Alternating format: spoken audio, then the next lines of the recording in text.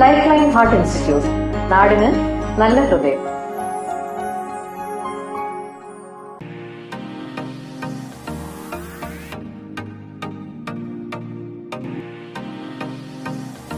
Excise department വിമുക്തി മിഷനുമായി ചേർന്ന് നടത്തിയ ജില്ലാതല വോളിബോൾ മത്സരത്തിൽ 2ാം സ്ഥാനം നേടിയ പാലയ്ക്കൽ തകഴി സെന്റ് മേരീസ് സർക്കാർ സ്കൂൾ വിദ്യാർത്ഥികൾക്ക് നാടിന്റെ ആദരം.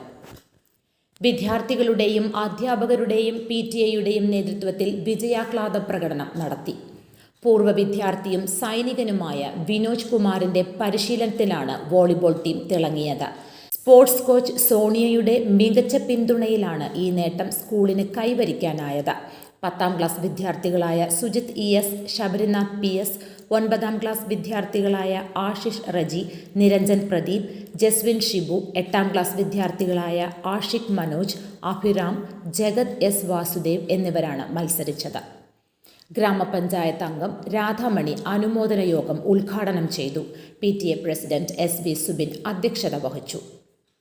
News desk, Adoor news.